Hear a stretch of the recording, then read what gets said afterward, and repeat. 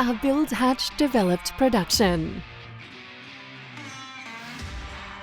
On today's show of Build Hatch, I sat down and spoke with Jasper Lumiere from Sustainable Surrounds. Jasper is one of those lucky guys who always knew what he wanted to do from a young age and just went out and did it. Jasper talks about his creative childhood growing up, how valuable his time is with his family and kids, and I was lucky enough to gain a different perspective on his landscape craft. These are the sights, the smells, and all the intricate things that you wouldn't normally think about or see from a photo, which, in his world, are the smells of the garden and the intricate animals and insects that thrive in the garden. This is such an interesting episode, and I hope you enjoy it as much as I did. All right, Jasper Lumiere, welcome to Build Hatch. Thank you. Now, mate, before we get to know a bit more about this exciting project, for our listeners, whereabouts did you grow up? I grew up on Lake Macquarie, actually. I'm a Wangi boy. Okay. And yeah, I love the lake. I feel connected with Newcastle, but yeah, I'm definitely a lake boy at heart. Okay, interesting. And can you tell me what was your family life like growing up? My mother is a painter. She's a fine artist and an academic. She taught at the university in TAFE. Wonderful woman with an extensive career. And my father, he is a sculptor and a poet. So I grew up with, two artist parents. Dad's, still practicing and, a prolific artist and is in Newcastle now. And, I was very blessed. I have beautiful siblings, a brother and a sister. And we all ended up being musicians, really, at heart.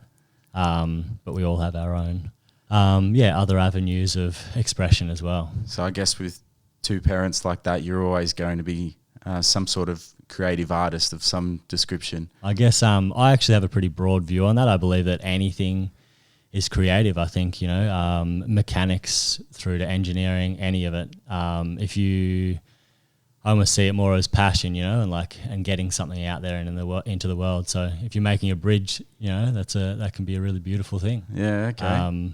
Through to anything, a beautiful car. All right, so Jasper, you have an interesting profession. So you're a landscape designer and I guess a landscaper. So why this particular industry? Going back to school or at a young age, how did you know that you wanted to get into this industry? My mother was a really wonderful gardener. She always had a magical garden. So we grew up in a big, the Australian dream, a big 1/4 acre block, but there was no hills hoist.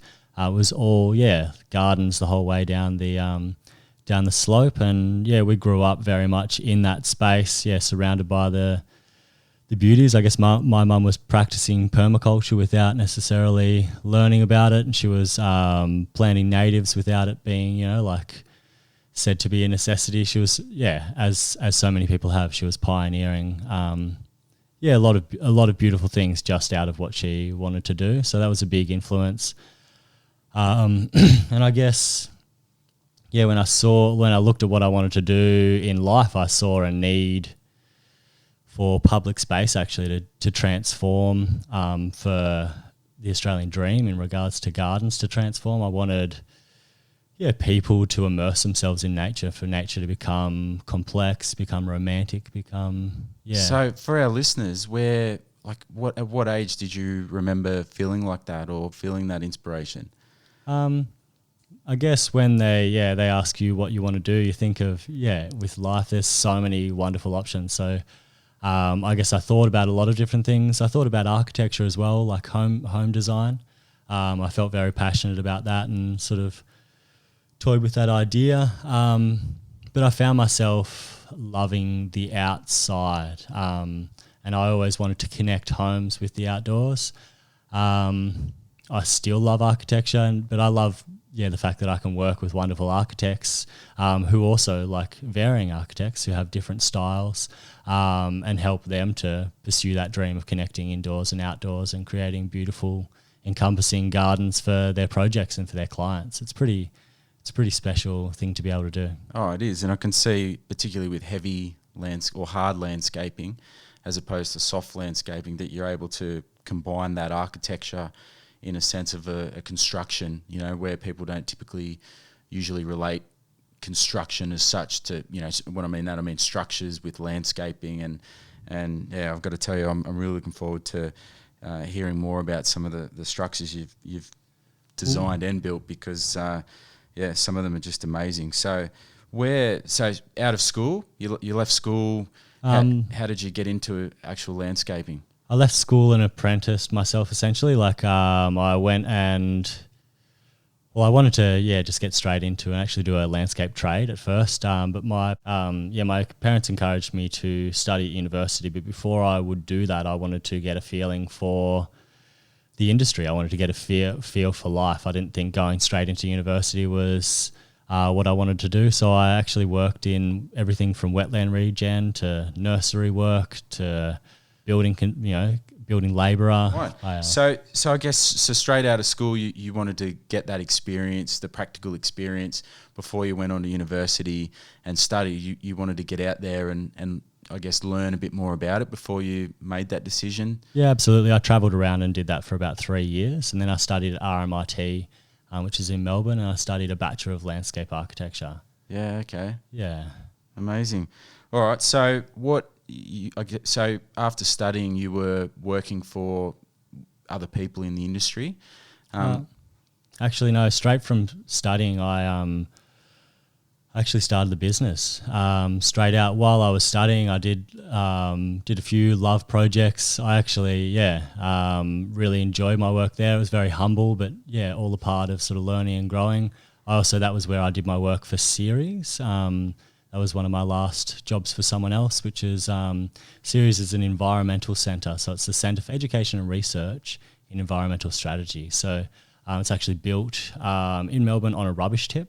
Right. And it's a community centre. It encompasses everything from community gardens through to like a bike shop, workshop, education resources, a full retail nursery, cafe, the list goes on. It's a really, really amazing sort of space. So I was able to work there as well. And that was one of my last jobs before entry into the profession I have now. Yeah, okay. So basically back then you were, I guess, thinking about the idea of going out and working for yourself. You knew, you were very fortunate enough to know that that's what you wanted to do from the very beginning, to go straight from uni. So take me back to the beginning. Can you tell me a bit about one of your earlier projects, or one of the first projects that you worked on for yourself? One of the first projects we got to complete was in Glebe Road in Newcastle. I moved back. I met my wife, moved back to Newcastle, and we designed a beautiful garden there using only natives for a really wonderful family, and they were intrinsically connected to the design. So the design process was really nice. We chose plants together. We discussed the local ecosystems, what was working right there, because it's really close to the beach, what's working right there in that environment.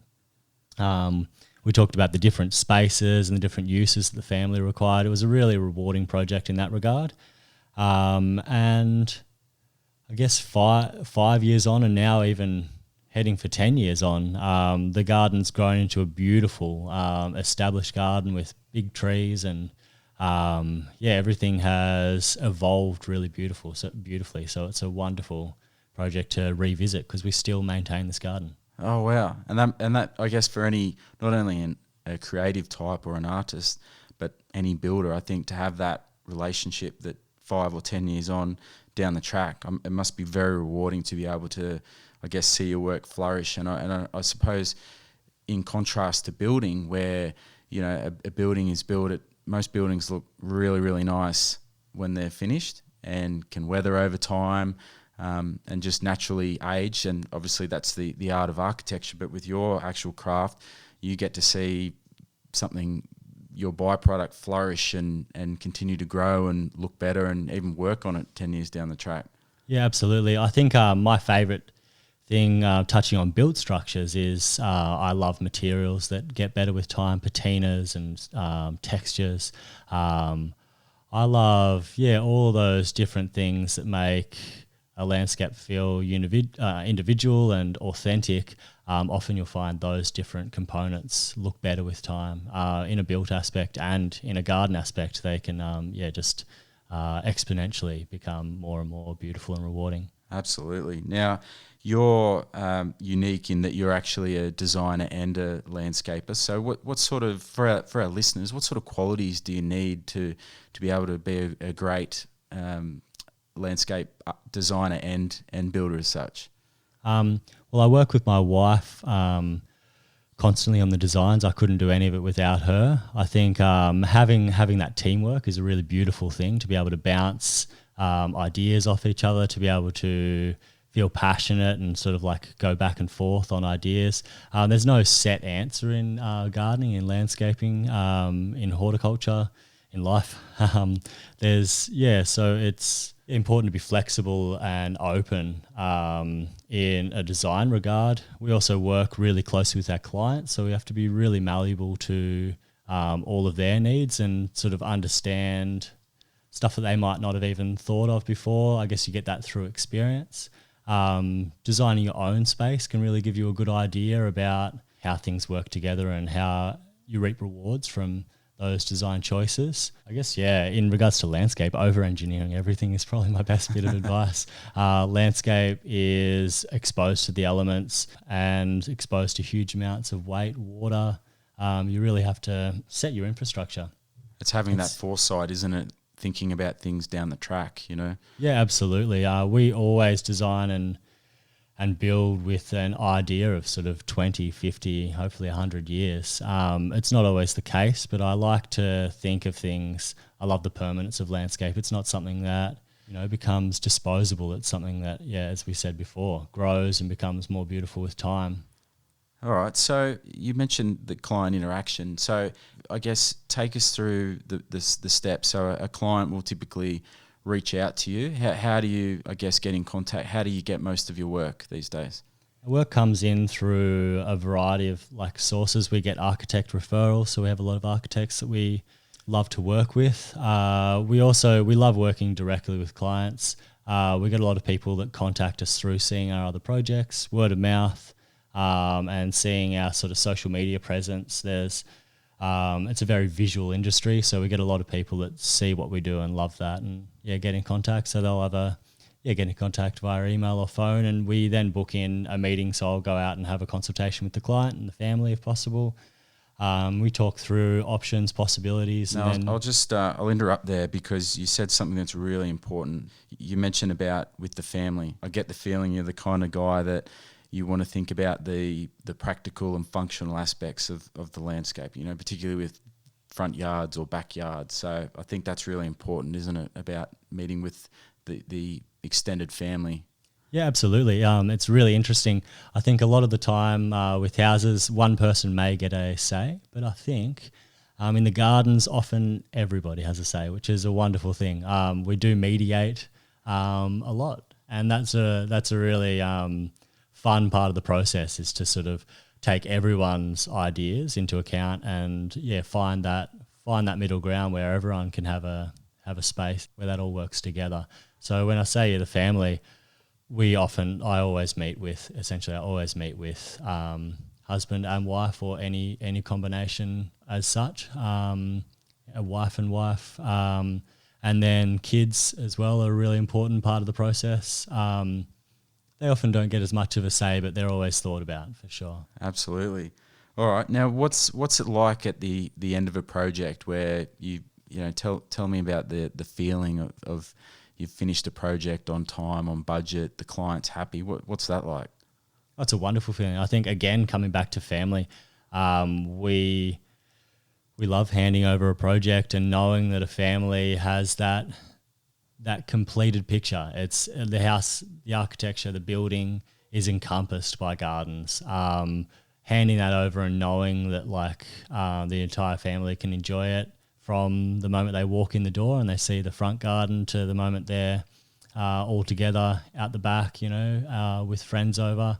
I think we have a lot of really nice feedback from clients, and that's a really special part of it. Often it comes down to not only entertaining, just the simple things, everyday life. Absolutely. And what about budget, and the cost of of carrying out the landscaping work? You know, what sort of process do you have dealing with the client? You know, is that discussed up front with the client to sort of say, well, look, what's the budget that we need to work to, or, you know, what sort of brief? Yeah, budget is crucial. Often at the end of we do a lot of new builds. Often budget isn't as much as people would like, but we always work in with whatever that might be. So it's really important to know that from the beginning, because obviously there's a lot of variation between the scale of budgets of projects. You can landscape can really add up. I can tell you from a builder's perspective as well. It's what you said there is really important, because with landscaping, too often than not, it's an afterthought. You know, so I think it's very important for people to actually think of landscaping early on and actually consult with you in the very beginning, rather than halfway through a job or towards the end of the job, because the landscape should really tie into the actual site and the architecture, which you already mentioned, but also the cost, you know, it needs to be thought of so that it can be available for the budget, I guess. Yeah, that's so true. I think landscaping can often be that afterthought. I think more and more it's becoming prevalent that it is actually coming in as a part of the process early on. That's really wonderful to see. It's obviously a real change in culture that I have noted. With Light Street, it was a really important part of the project. The architect knew that, the client knew that, and the builders were also really welcoming and loved working with us to frame a beautiful build like that. That's amazing. All right, now you're a father, you're a husband, you have 2 young boys. Now, what besides those guys, what gets you up in the morning? What motivates you? Definitely, the family. Every morning we have beautiful smoothie together. We get ready, and then we're at the local school, so we all head down there together. It's a beautiful start to the day. A bit of a jog or a bit of a walk, and that starts our day off really well. I'm lucky enough to be able to start a bit later with a great little team. So you've made that decision to basically, you know, I'm going to get up every morning, I'm going to prioritise my family and have that valuable time. Yeah, we have that time together in the morning. I think often days can run a little bit late. Yeah, that is a part of finishing everything. It's not always been like that, but it's so important. My 2 boys are 3 and 5, so this time that we have is so precious. These are the days that you don't get back. So that's exactly right. I admire that. All right. So what gives you energy? What motivates you every day? You know, as part of your job. I guess the passion is really important. I feel super passionate about our projects, our clients. It's pretty exciting. You know, you've got this huge workload, and it's really hard to get on top of it. But each and every part, each and every component is a wonderful opportunity to create something beautiful. And so you're obviously you're a great family man. So when you're not designing or building these masterpieces, what do you like to do outside of work? We take our weekends very seriously. We have a little caravan, and we head away a lot. Pretty much, the great outdoors, as you would say, in all its forms. So, we head out to national parks, we visit family. We love a good road trip, a good, adventure, for sure. That's a big part of our weekends. Well, you've definitely got the balance right, that's for sure. So, for our listeners, what are you most grateful for? So many things. We actually, we practice gratitude every night. So and there's always something to be thankful for. It's a bit of a ritual. I guess some people have grace. It's the same. I think that's a really important thing. I'm thankful for family and health and the community here in Newcastle. It's wonderful. All right, mate. So we're hearing earlier that you work with your lovely wife, Shawnee. So you're a husband and wife team. That makes it even more successful. So how do you do it?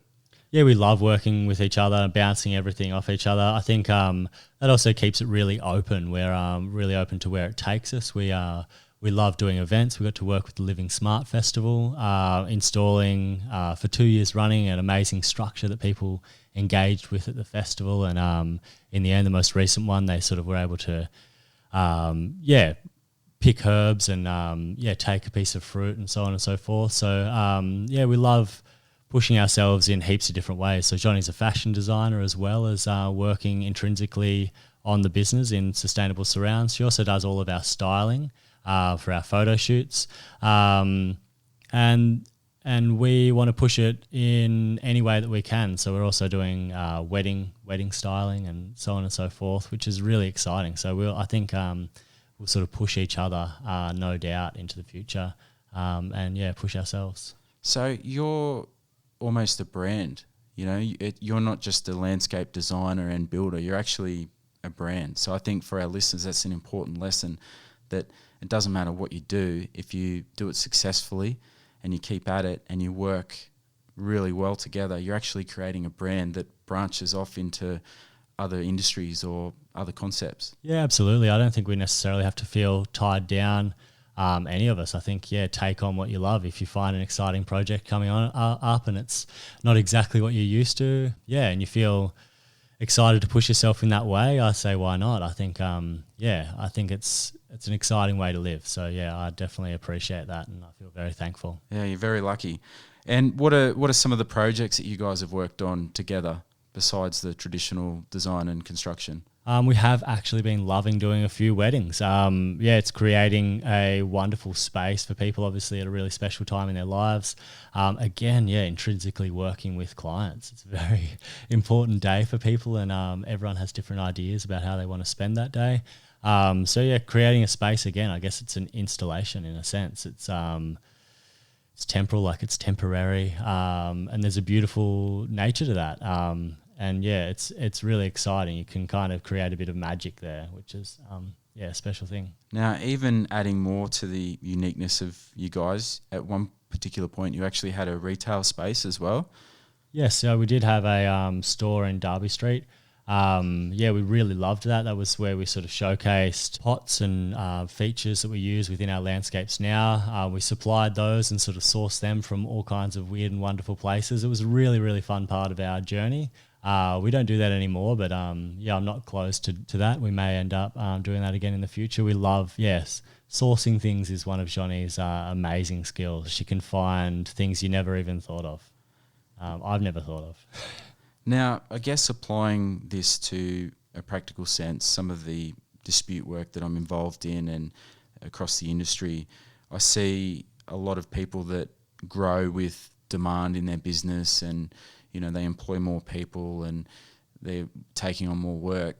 I get a feeling that with you guys being so artistic and creative and so passionate about what you do, that would be particularly hard to emulate that into, I guess, being a high volume business. That's part of your success, on staying small, staying focused and working closely with clients and their dreams. Yeah, absolutely. I think we did grow and we constantly grow, but we did grow bigger as a business. And I think we had to sort of tailor that back and really think about not only life balance, but also, being able to connect with each client and take the time for each project, because that is, as you said, it's a really important part of it, I think. And we can often get stuck on the idea of growth means success, but I think, there are other ways to measure success. Absolutely. Less is more, as they say on some occasions. Yeah, I often think so. Yeah. No, look, that's very important. All right, so what's it like looking back when you first started out, in the days of working, studying? You had this vision of working for yourself. You were very lucky in that, I guess, you wanted to do that from an early stage. So how do you define success now compared to back then? Well, I had really big dreams. I studied landscape architecture to change the public domain. I really wanted to actually convert every stormwater drain back into a creek system. Okay. That was a big part of my study. A big part of my passion was taking those hard surfaced stormwater drains and turning them into natural ecosystems. I think that was the big dream. I was passionate about public space. I felt like a lot of parks and gardens had a long way to go. So I sort of did a bunch of my work early on, sort of working in parks and gardens in Sydney, which can be really beautiful. But if you come to Newcastle, we have a few really beautiful parks, but you can always improve. And I love the complexity and the romance of winding paths and different areas for people to sort of enjoy their weekends, enjoy their afternoons. I think it's coming a long way, and I'm really excited. But I ended up in the residential domain, and I love it. It's sort of connecting with people and doing it on a small scale, one garden at a time. And do you think that's actually inspiring people? I think it's important to note that I think from the outside looking in, you're allowing your work, you're putting your passion into your work, which is then inspiring others to be more thoughtful of the environment and utilise spaces sensitively. Absolutely, yeah. The that momentum in exterior architecture, in like external design, people taking their gardens to the next level in whatever way, shape or form that they do, that is infectious. I think that sort of goes on through communities. People feel inspired. I often get feedback where people are really excited about a front garden that we've done. They'll ask the species and they'll actually go and purchase the same species from a local supplier and put it in their own garden. So I love that side of it. So you share the information, you're very transparent. Oh, absolutely. I love plants. Yeah, I'll talk about plants for for ages. Yeah. All right, Jasper. So as usual, the theme of Build Hatch is to tell the real story, the story that pictures don't necessarily show. So basically, tell us about this amazing Bar Beach project that you've worked on. Bar Beach was a wonderful project to work on. We got to work with a wonderful architect. Her name is Jodie Dixon. We've actually had the pleasure of working on a few projects with her now, and she did a really, really bold thing with this project. I think, she took some really interesting angles, some beautiful simple materials, and combined timber, concrete, steel into a bold architectural statement that people love or hate, and I love that. I think if you can make people think and make people talk, I think that's a really important part of architecture. And how did you get involved in that job? So you spoke about being a visual industry, and you already have you already had that existing relationship with the architect. So how did you actually get involved into that actual job? We worked directly with the client. They contacted us, and we... Was that in the early stages? Yeah, so that was early on in the build, about halfway through the build. Okay. We designed this one pretty meticulously. We went through a number of iterations with the clients and found exactly what worked best for them. I love to throw out really wild ideas. Those often have to be tailored back to suit aesthetics and needs. And that's you as the artist coming out there, isn't it? You expressing your own sort of flair and imagination into that job. Absolutely. You've got to push boundaries. And we paired it back from there. But I think the result is sort of really carefully selected statements that speak about the clients sort of intimately as well. So you came on board about halfway through the job. You were introduced to the client by an architect where you already had that established relationship. You got to meet the family and develop a brief. So what was the inspiration behind that particular project? With Bar Beach, a lot of it was about working into the beautiful angles of the architecture. So I loved that in that we cut these beautiful straight lines through the garden with the Corten steel garden edge. We got to really express ourselves with a style that I love, which is that modern Mediterranean. That sort of tied into the use of native plants as well. But the combination of the native plants and then the productive, the herbs and so on and so forth, creates a really tranquil space. It's really, really nice, the result. The steel and the timber of the structural landscape outside and the crushed granite, creates a space that's really authentic, I think. So you basically took the architectural plans, like a floor plan or a site plan or something, and then you added, I guess, images or your own landscaping selection that, is that a visual thing that the client was able to look at through their amazing space? Yeah, so we do designs a few different ways now. That design was all done in plan view. So we had sections, of course, plan and section for the structures and the heights, because there's a few height changes throughout the project. essentially looking down at a plan view.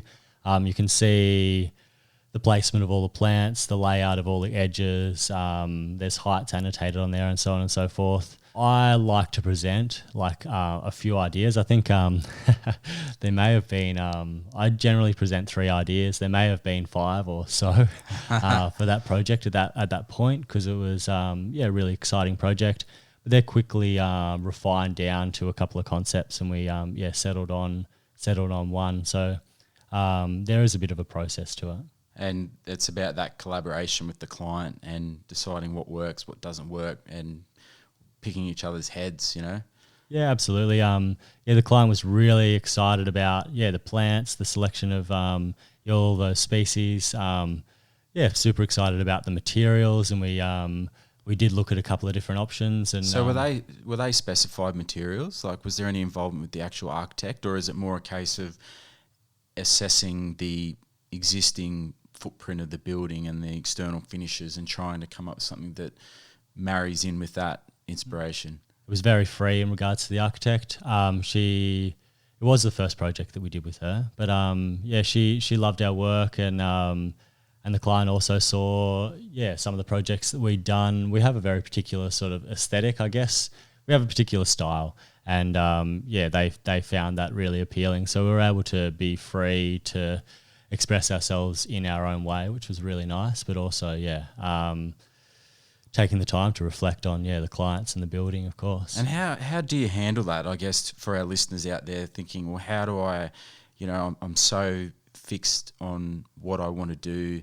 We have our particular signature or style, if you like, that people recognise, which is basically your brand and your name in the industry. So how do you handle that interaction, to where you want something, you have a number of concepts, but the client doesn't necessarily see eye to eye with you? Like, what's the process to, I guess, work collaboratively with? What's the process to work with them on that idea? Well, luckily, I feel excited about so many different styles. Whenever someone comes to us with a new style, and people will often have images that they love or spaces that they love, we work through those precedents, and we look at those and we pull what we want from them and leave some behind. You almost have a backup as such. You're able to almost not manipulate, but you can almost nudge what you want in another way. Absolutely, you're always tweaking stuff.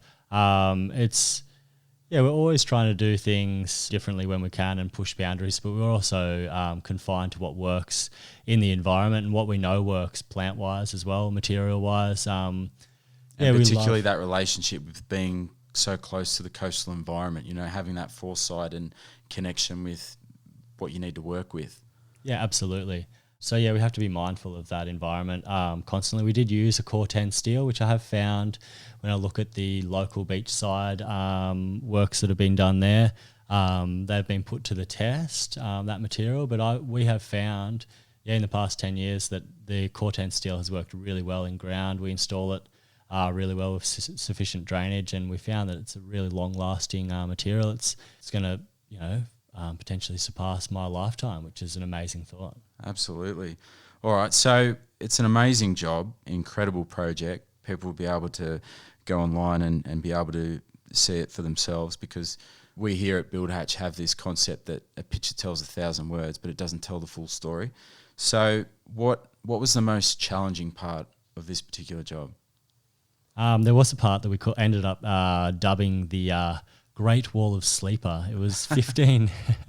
over 15 metres of sleeper retaining wall. So like using reclaimed railway sleepers, which are a tricky material to use. They're incredibly heavy. And rare, becoming more and more rare, aren't they? More and more rare, that's exactly right.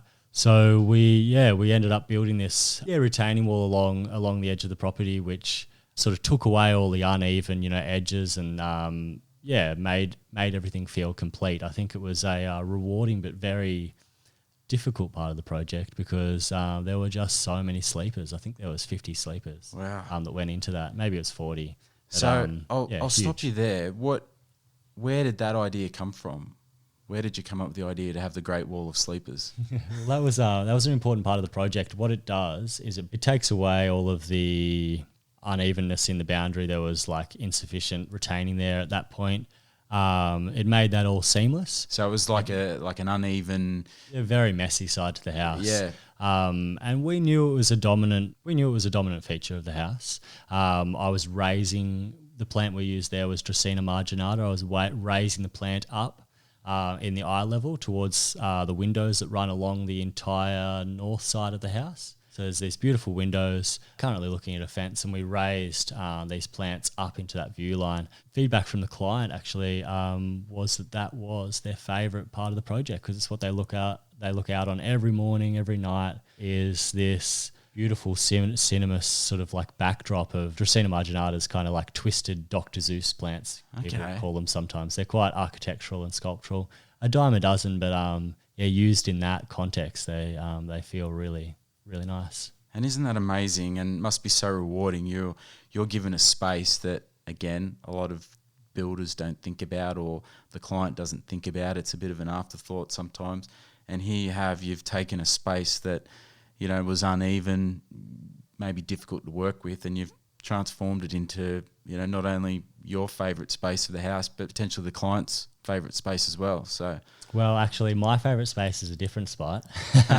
The client, loves that. I'm sure she would love my choice, which is the outdoor deck, which was polished. It's a polished concrete deck. It was polished by Creek Kings without crowns, so it's this beautiful surface. It's got this Kosh living furniture on there, and it's the favourite place for the dog to sleep. And just behind these lounges, there's like cascading rosemary and thyme, and it's just this beautiful spot where you can look out on the garden, enjoy the afternoon light, and just I don't get to sit there very often, but I like I like walking past and looking at it when we're maintaining the property. Absolutely. So you mentioned before about your industry being visual. What are some of the highlights of this amazing project that people can't see or take out of seeing a photograph on Instagram? I think the biggest part, I did actually, this was one of the first projects that we filmed. And what I got from that process was the beauty in the movement of the landscape. I think when you're there, you really notice the subtle movements. Even if it's a subtle breeze, there's beautiful, like intricate leaf movements. Each plant moves differently in relation to the breeze as well. You don't capture all of the tiny insects and all the beautiful animals necessarily in the photos that we take. We're only there for a small moment in time when we do a photo shoot. However, on the everyday, you find birds coming into the garden. You've got all kinds of animals, skinks, enjoying the garden. And then there's so I guess gardens engage all of your senses. So you can even taste the plants here. You can smell them on the wind. It's it's definitely complete sensory engagement.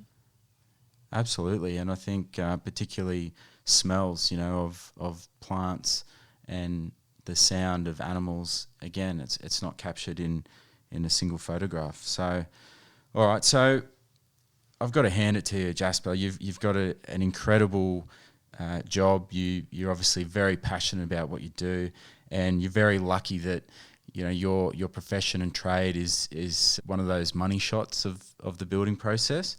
So I guess to the people out there listening to this that are contemplating becoming either a landscape designer or a landscape builder, what would be the most effective advice for someone listening to this and contemplating that move?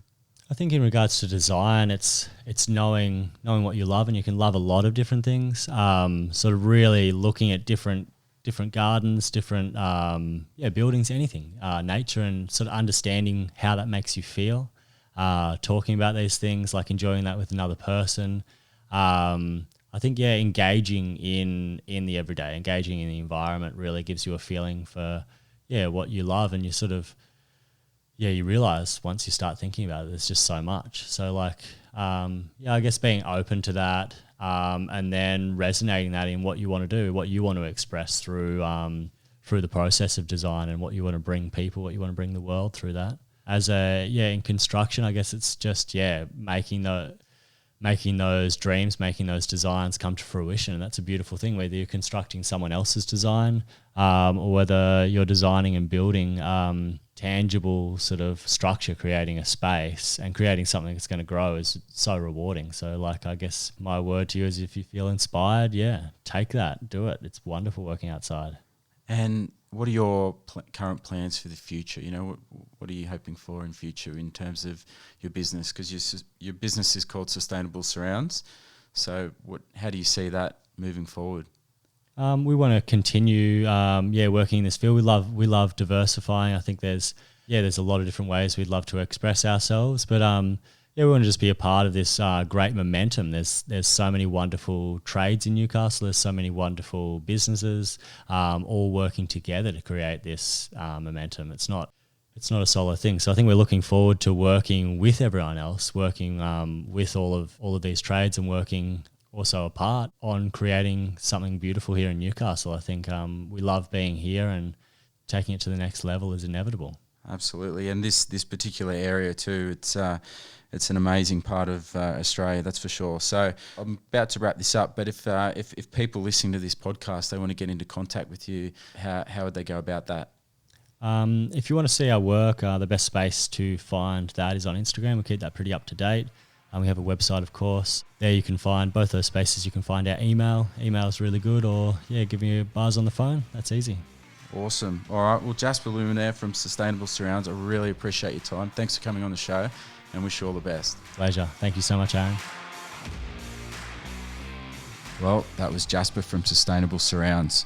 I do encourage you to see some of his work, which is linked via our Instagram page.